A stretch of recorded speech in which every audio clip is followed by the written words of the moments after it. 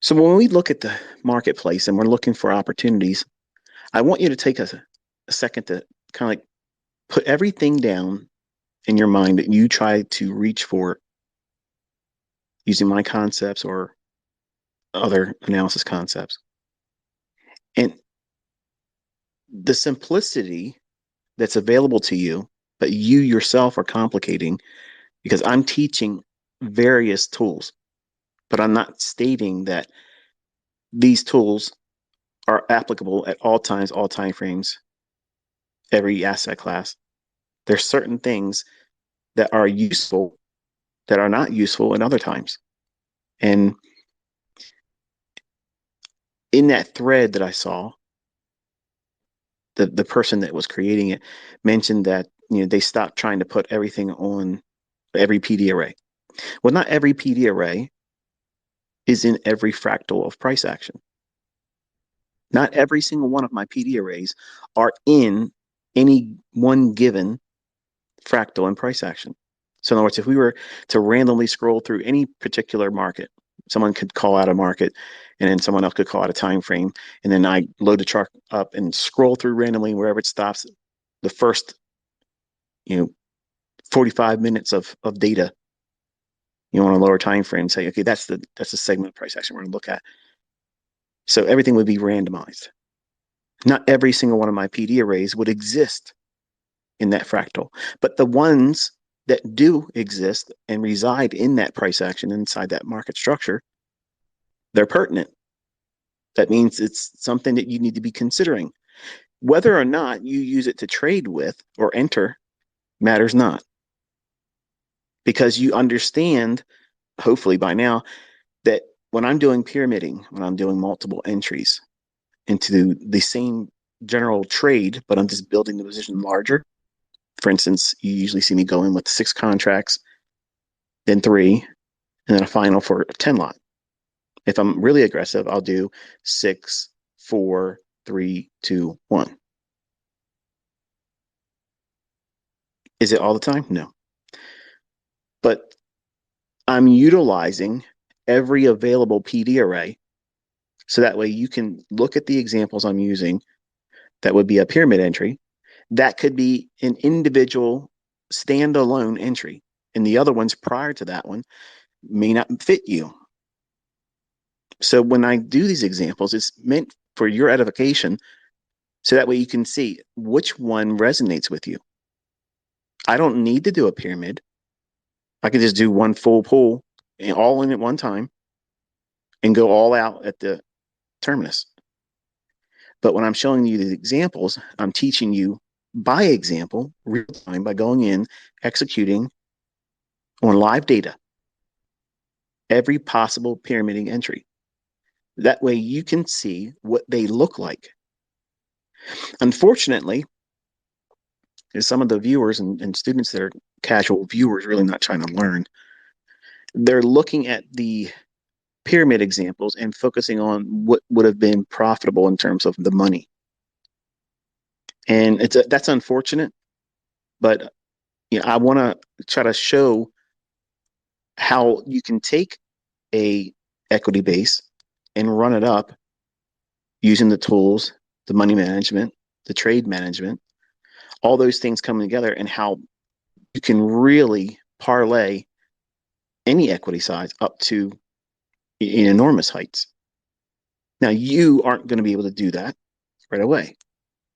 Someone in their first year isn't going to be able to do that. It's going to take some time looking at things. But what I want you to focus on is when I do those examples, and they're always made public, to look at each one of them in terms of where I entered, what pyramid entry did I do, what was it based on? Study it. Whatever one of the PD arrays I'm using in that example, does it jump off the chart where it says, "Oh, well, this is the one I always look for"? Because sometimes I'll see students, they'll say, "I got that trade, but I only used your second or third entry." I know what they mean, and they're doing it correctly. They're not trying to count the gains that was made on that paper trade. I'm not trying to inspire you with paper trading equity. I'm trying to inspire you to determine which one of the PD arrays are most important to you, because you're going to start with one of them. It doesn't mean it's going to be the last one for you or the one you're going to settle in on, but it's going to be the one you do the most work with until you find some continuity in reading price, and then you'll grow into maybe another PD array. It may not be breakers initially, it may not be the fair value gap initially. Unfortunately, I feel like I'm funneling you all into this fair value gap idea. And if I was being 100% honest with you, I am in a lot of ways trying to, because it's easy to see, it's visual.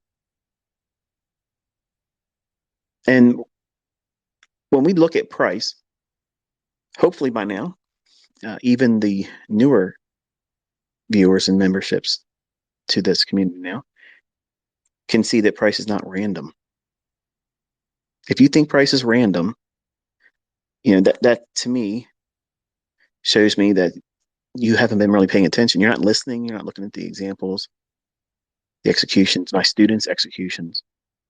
They're doing things that you see me teach from beginning to end.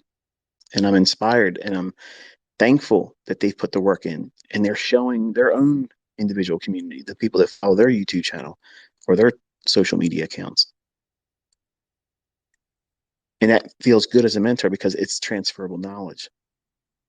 But just as well as price is not random, the manipulation that occurs in these markets is in fact very real. And sometimes we can predict when that's going to occur. Not all the time, but most times.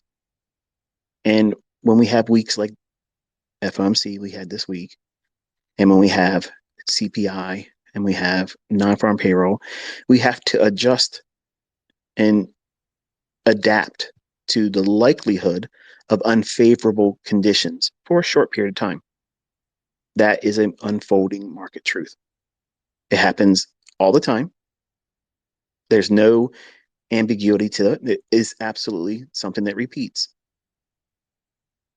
But when there's no likely manipulation that comes by way of a high impact news driver like FOMC rate announcements or non-farm payroll or CPI, then we're more likely to see a medium or high impact news driver provide low resistance liquidity runs, which is the hallmark to what I teach as a mentor. Now, you see me engaging in high resistance conditions. That means I'm looking at markets that I generally would shy away from, not because I can't win, but because it's too much babysitting. And I may have to mitigate something that I did that didn't pan out well. I had that today. No harm, no foul. First trade out the gate, boom, no problem, done. Explained where the buy side was. I told you where the order block would be, and boom, took off. So that padded me out. Then I tried to build in a position, forcing an idea that I would otherwise try to do in another condition, not after FOMC the following morning.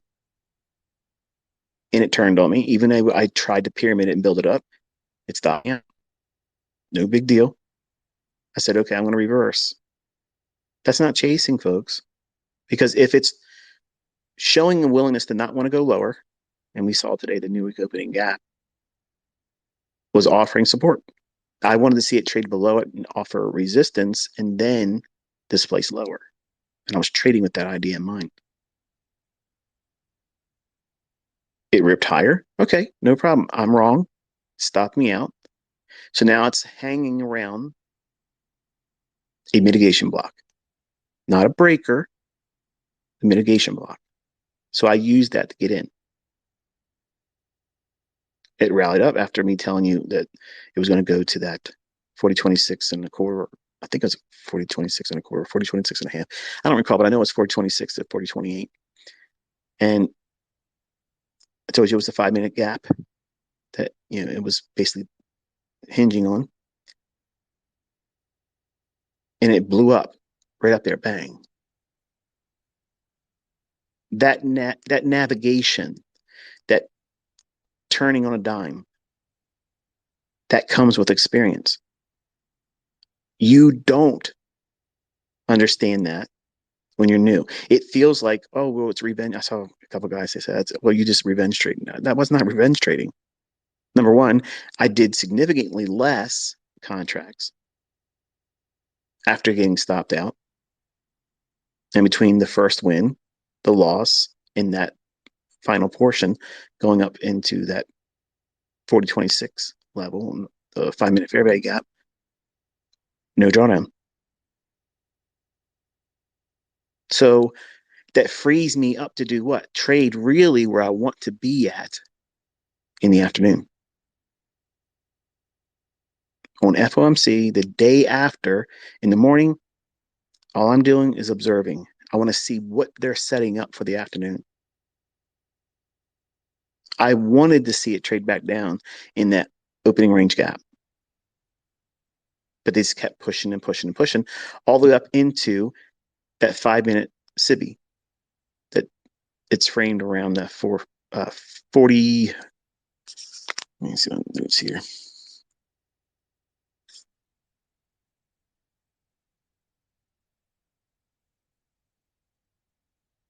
40.39 and a quarter. And you can find that on your 5-minute chart of ES for the June contract. I told you to mention that in your annotations on your chart, and the fair value gap around the 40.26, 40.28 level, all 5-minute basis. So eventually, the market started to peter out and trade softer. And I gave you a imbalance with a dealing range. It was that blue shaded fair value gap. And I said, I want to see it draw down in there after the lunch begins. That's noon time. Okay. And I'm going to talk a little bit about that in this discussion and why it's important to think like these protocols put you in front of your charts looking for these signatures to repeat, to come into the marketplace. So you're not reacting to price, you're anticipating. Now, one could say, oh, well, didn't you react to price when you reversed? And to a neophyte, that would look like chasing price or revenge trading. Revenge trading would have been doing the same amount or not that, but more contracts going long and reversing. That's revenge trading. I know it well. I did it a lot when I was a young man. But expecting it to trade back down into that opening range gap, remember the shaded area? It was like an orange or tan colored rectangle that I was drawing out this morning using the regular trading hours, yesterday's settlement price, closing price, to where we opened up at today's trading on regular trading hours. It's that gap in between. So that's opening range gap. That's not new day opening gap. That's the difference between 5 p.m. and 6 p.m. But those imbalances that are created with the opening range gap, it sets the tone for how we can trade intraday. So we can go into the marketplace anticipating a certain measure of symmetry in price. And when there's a lack of symmetry, meaning the indices are doing opposite things, they're not in agreement. One's going up a little bit, one's going down, one's just doing whatever it wants to do. That's not a symmetrical market. And we want to operate in a market that is just like this. This is for your notes, folks. If you're not writing this stuff down, I promise you, you will not remember this. You're not going to remember it. And it'll be wasted time sitting here listening to me just bloviate about something I know how to do. My students that have been taking notes, they know this. But those of you that don't, you need to take this and transpose it into your journal. But you have to anticipate this likelihood of a disparity between where we closed the previous day and where we're going to open up at 9:30. Now, obviously, you can forecast it because the markets are trading electronically. And you can see, okay, we're going to be opening up with a gap higher or lower. But you're not going to immediately sell short expecting that gap to fill immediately. You have to anticipate some measure of continuation. What does that mean? Well, when we're looking at price, we know that it's not random. We know that manipulation is real. We know we can pretty much time majority of the manipulation. But we also understand that liquidity is a visible property in analysis. We don't need some kind of application, okay, like depth of market. There's a lot of names for all these things out there. And I understand that they may be useful to other folks, but I'm trying to teach you how to trade naked where there's no indicators, no reliance on some subscription service thing, no indicator based idea. You don't need those things. And because liquidity is visible, meaning above old highs, it goes without saying. If you look at a book map or the ladders on depth of market, level 2 data, you're going to see numbers right above what you can see on your chart that would be an old high. How many times do you need to see that and know that, well, it's obvious. I mean, above that high, if the market has pulled away from that high recently, then there's liquidity above that. What kind of liquidity would that be? It would be buy side liquidity, buy stops. Someone's utilizing that area to potentially enter on a breakout going higher because they're bullish, or someone's utilizing that area to protect a short position. And shorts are protected with a protective buy stop. And we're not trying to differentiate or get the ratio of what amount of buying on a breakout or buying a short covering exit. We don't care about that. We just know that that's a market truth. Above old highs or a singular high, we are anticipating that there's going to be a draw to that eventually because there's liquidity there and it's visible. We can see it. That high is going to have liquidity above it. It goes without saying. Just as well as we can see that visually in price with old highs and old lows, because old lows, we would have sell side below that. Whether it be a singular swing low, an old low, or relatively equal or multiple lows. We know that below that is going to be a pool of liquidity in the form of sell stops, which we dub sell side liquidity. We don't need any indicator.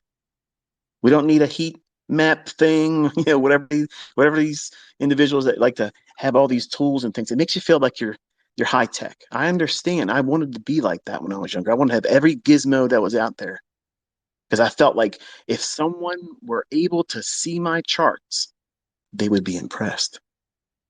Look at what he's got. Look what he's got on his chart. Whoa. Wow. Look at all that. Look at those GAN fans. I had all that stuff on there. It was nuts. But just as well as we can see the liquidity above and below swing highs and lows, and that's not rocket science, but it's amazing how people don't utilize that in their trading. They adopt some relief of, in my opinion, not relief, why did I say relief? It's some kind of a religious approach to an indicator.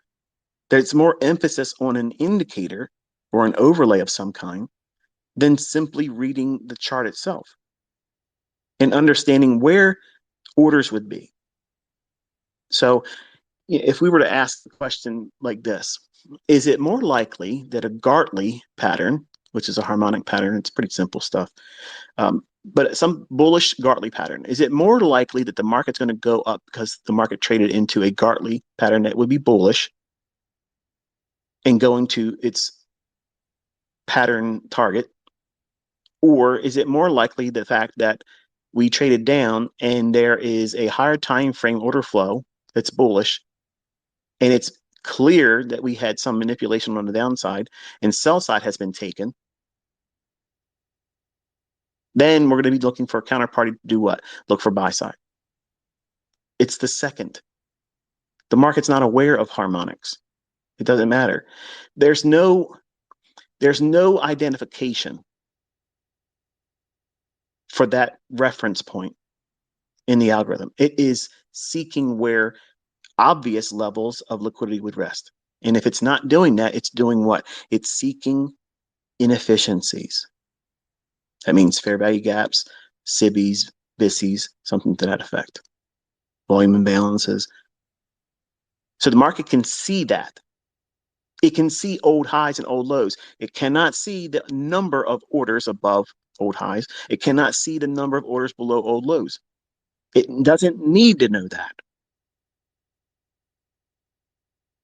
because human psychology, we're all being manipulated in the beginning when we first start trading. We all drink from the same tainted well. Put your stop above this old high. Put your stop below this old low. Buy on a breakout, sell on a breakout. Break and retest. Where's your stop going to go? Most recent swing high, most recent swing low. That's neophyte 101, how to lose money. And that's why the statistics are what they are, because you're all doing what I did too. Everybody that comes in this industry, if you buy a book or borrow a book or someone teaches you from a book, you're getting misinformation. And it's not fun to realize that later on. And sometimes you, like I did, I wrestled with it. I didn't want to let go of it. I was like, I'm just doing it wrong. I got to do it more. I got to trade harder. I got to push my edge and make it sharper.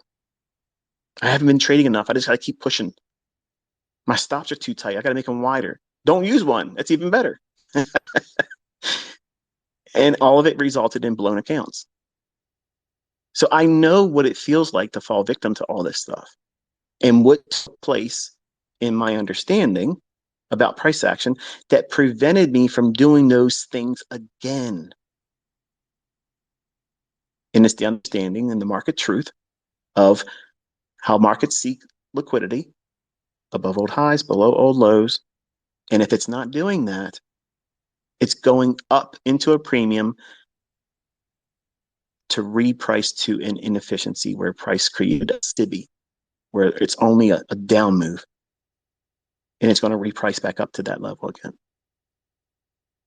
Now,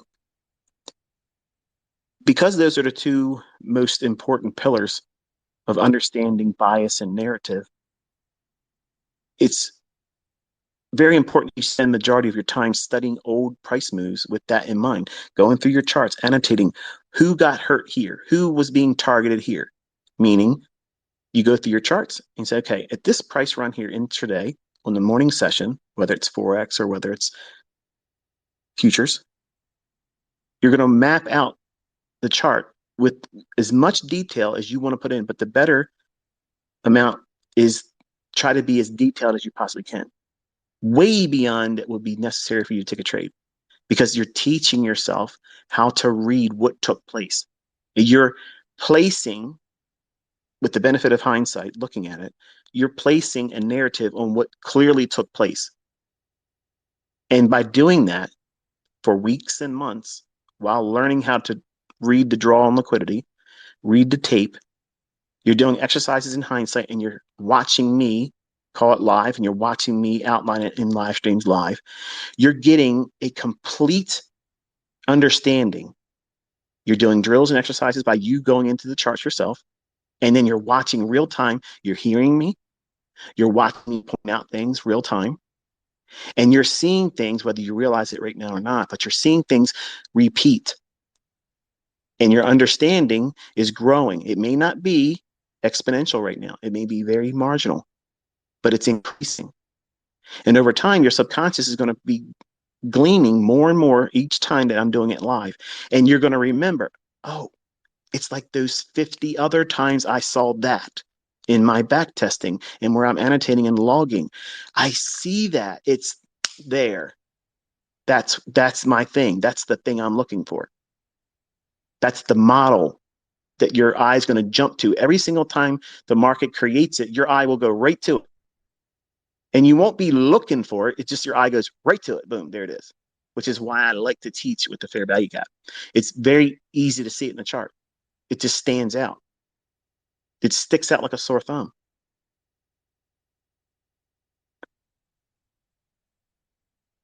Markets reaching to liquidity or reaching to inefficiency with the purpose in mind to reprice and rebalance that inefficiency.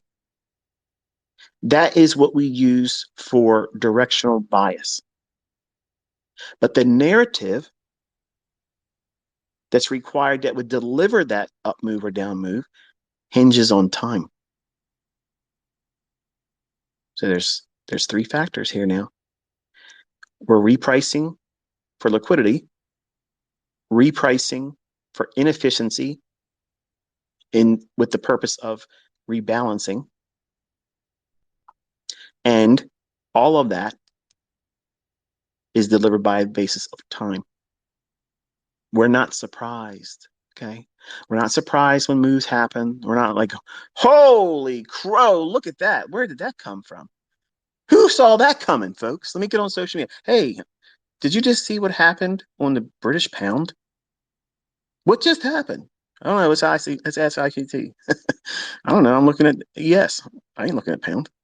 So why I am not, and my students are not surprised, is because we understand the time aspects intraday.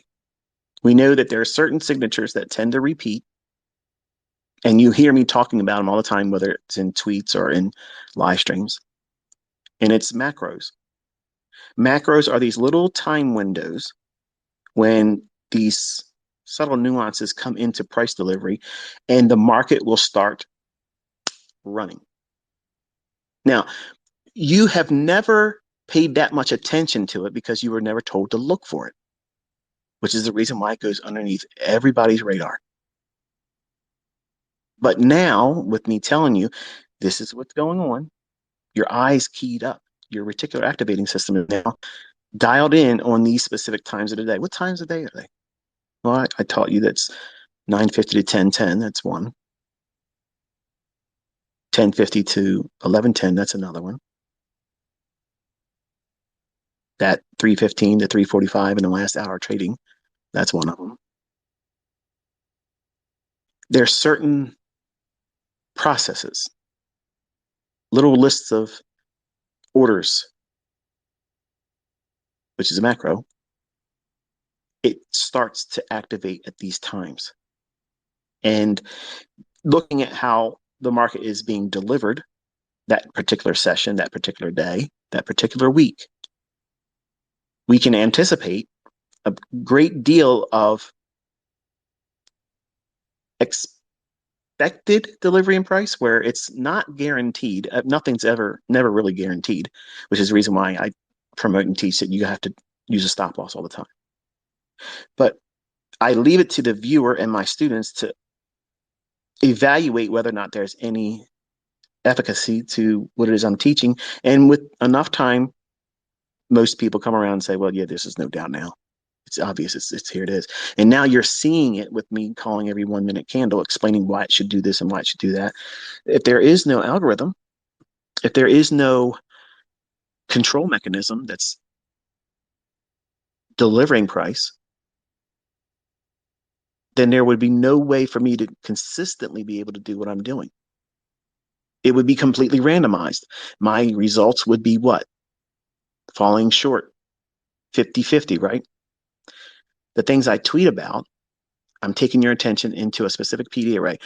That PD array may be eventually an inversion level, the inversion of what would be normally expected, a bullish breaker. Okay, well, what happens if it trades below it?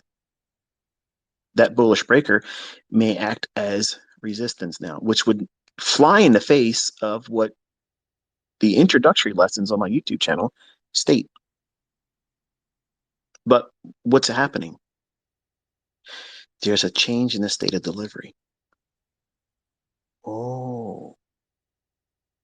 See, those down close candles that you know about as my order block, it's not the down close candle itself. It's the flipping from its opening price. Once it crosses that, that's the change in the state of delivery. What's occurring there? The algorithm changes from sell side to buy side. And any retracement back down into that opening price is just simply like a return to resistance broken, now turn support. But it's not seen that way because it's not classic support and resistance. It's not supply and demand because we're not dealing with zones. I'm dealing with a very specific price level within a context that's not ambiguous, is very specific. And there are elements that are drawn together that make a model. And we'll talk about that as we go. But just like a down close candle, when it's got a fair value gap and the market's bullish and it trades down into it and touches that opening price of the down close candle, that's a bullish order block. That's a change in the state of delivery. Well, if you have a bullish breaker and the market trades down below it and it fails to get above it or support it, and it trades back up into it, what's happening right here? None of you are going to look at that because I didn't teach that on my YouTube channel. You're not going to see that as an entry. You're going to be waiting for it to do what? Go up above it, come back down and touch it, and like a springboard, trampoline, send it higher. It can do that. But if you don't pick up on the subtle changes in order flow where now it's not likely to do that,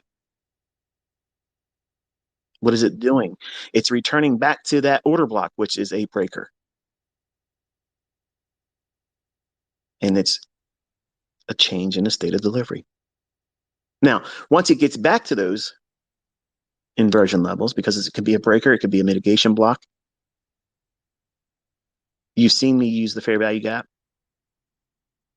And when I call out a fair value gap on Twitter, the trolls would say, oh, look at it, it failed. They, not even knowing what I'm doing. I'm drawing your attention to it because it's going to become what? Inversion. We want to see it trade through it and then act as resistance, or trade through it and act as support. When just simply understanding whatever I talked about as an introductory lesson on my YouTube channel or my core content lessons in paid mentorship, because that's all that was a language. People's out there making courses and, you know, look at this, I'm teaching you order blocks and so you don't know what an order block is.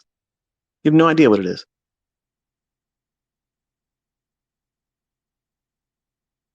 You're going to learn by me pointing to these specific things real time, whether it be in tweets or in the live streams. There's a process that you submit to that allows you to be comfortable, not anxious. We're not worrying about something. We're not worried about missing a move. We're not worried about any of that stuff. We're waiting for it to present itself. We're not reacting because we're already anticipating it. See, when you anticipate something, it means you have the foresight to know it's likely to occur.